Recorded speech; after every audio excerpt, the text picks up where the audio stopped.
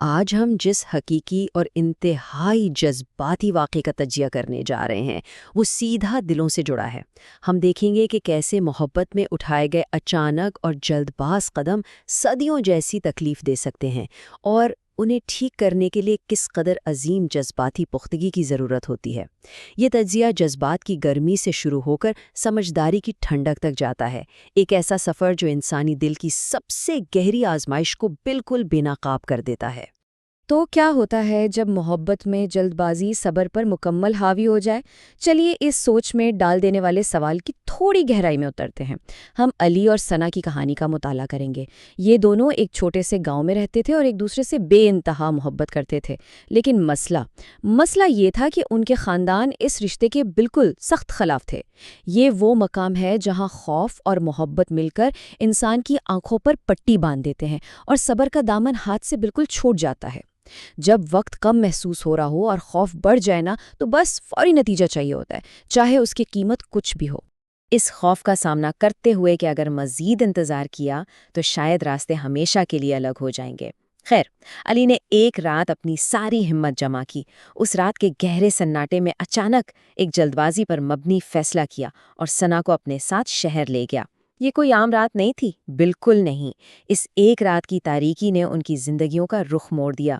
اس مجبور اور اچانک اٹھائے گئے قدم نے ان سے جڑے تمام لوگوں کی زندگیوں کو ہلا کر رکھ دیا اور ایک ایسے طوفان کو جنم دیا جس کا شاید انہیں خود بھی اندازہ نہیں تھا۔ اچھا، اب وقت کا پہیہ دیکھیں کتنی تیزی سے گھومنے لگا۔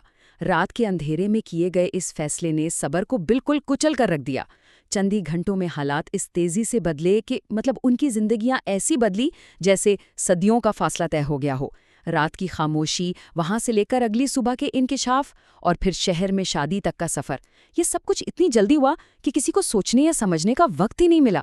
یہ فوری قدم صرف دو لوگوں کا فرار نہیں تھا، بلکہ ان تمام رشتوں سے فرار تھا جو انہوں نے پیچھے چھوڑ دیے تھے۔ جب یہ جوڑا اپنی منزل کی طرف فرار ہو رہا تھا تو اگلی صبح ان کے چھوٹے سے گاؤں میں شدید پریشانی اور صدمہ لے آئی۔ دونوں پریواروں میں ایک عجیب سی بے چینی چھا گئی اور ایک انجانے خوف کے ساتھ ان کی تلاش شروع ہو گئی۔ یہ ایک ایسی صبح تھی جہاں سورج تو نکلا لیکن امید کی روشنی غائب تھی۔ گھر کے آنگن میں ایک ایسی خاموشی اور اضطراب پھیل گیا جو سچ میں کسی بھی طوفان سے زیادہ خوفناک تھا۔ ہر طرف صرف سوالات تھے جن کے جوابات کسی کے پاس نہیں تھے۔ اور یہاں قابل غور بات یہ ہے کہ دونوں خاندانوں کا رد عمل مختلف مگر انتہائی تکلیف دہ تھا۔ ایک اچانک فیصلہ پیاروں کو کس طرح الگ الگ زخموں سے چھلنی کرتا ہے، یہ بات بالکل واضح ہو گئی۔ ایک طرف بیٹی کی حفاظت کا شدید خوف چیخ رہا تھا، والدین کی جان حلق میں اٹکی تھی کہ بچی کہاں ہوگی، کس حال میں ہوگی، اور دوسری طرف بیٹے کے اچانک قدم پر گہری الجھن، رسوائی کا ڈر اور غصہ تھا۔ تکلیف ایک ہی تھی، ایک ہی آگ دونوں گھروں کو جلا رہی تھی، لیکن اس کے روپ الگ الگ تھے۔ خیر، واپس شہر کی طرف دیکھیں تو علی اور ثنا نے کورٹ میرج کا اپنا مقصد تو حاصل کر لیا، ان کی محبت جیت گئی تھی، لیکن اس قانونی جیت نے ان کے ذہن پر پڑنے والے اس عظیم جذباتی بوجھ کو ختم نہیں کیا۔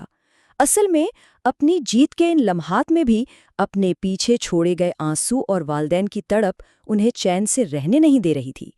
پیار پا لینے کی خوشی اچانک اس احساس جرم تلے دبنے لگی جو انہوں نے اپنے پیاروں کو تکلیف دے کر کمایا تھا۔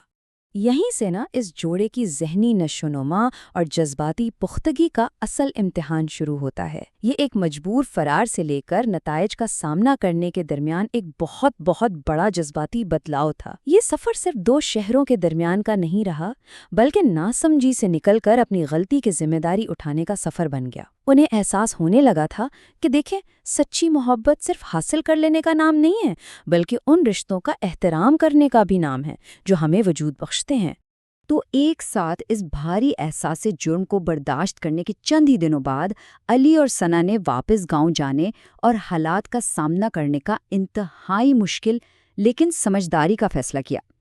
پوشیدہ رہنا تو بہت آسان تھا، وہ شہر کی بھیڑ میں گم ہو کر آرام سے اپنی زندگی گزار سکتے تھے، لیکن سچائی کا سامنا کرنا، اپنوں کی آنکھوں میں دیکھ کر معافی مانگنا، یہ ان کی اس جذباتی قربانی اور پختگی کا اصل امتحان تھا۔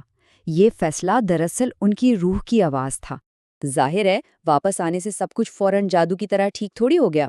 انہیں ایک طوفان کا سامنا کرنا تھا، ان لوگوں کے فوری اور شدید غصے کے آگے سینہ تان کر کھڑا ہونا تھا جنہیں انہوں نے گہری ٹھیس پہنچائی تھی۔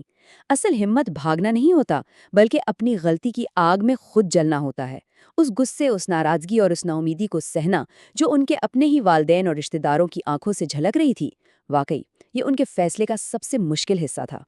تاہم کہانی یہاں ایک بہت خوبصورت موڑ لیتی ہے جب دونوں خاندان آہستہ آہستہ اپنے غصے کو چھوڑنے لگتے ہیں۔ وہ اس جوڑے کے ناقابل تردید خلوص اور اب بھاگنے کے بجائے مسائل کا ڈٹ کر سامنا کرنے کی نئی پختگی سے سچ میں متاثر ہوئے۔ سچی نیت، اپنے کیے پر پچھتاوا اور اپنی ذمہ داری کو قبول کرنے کا جذبہ بڑے سے بڑے پتھر دل کو بھی موم کر دیتا ہے۔ خاندانوں نے بالکل دیکھا کہ اب ان کے سامنے دو گھبرائے ہوئے بچے نہیں ہیں، بلکہ دو سمجھدار انسان کھڑے ہیں۔ آخرکار دونوں خاندانوں نے ان کی شادی کو قبول کر لیا۔ اس قبولیت نے اس پرتشدد اور تناؤ سے بھری آزمائش کو ہر شامل فرد کے لیے ایک طاقتور سبق میں تبدیل کر دیا۔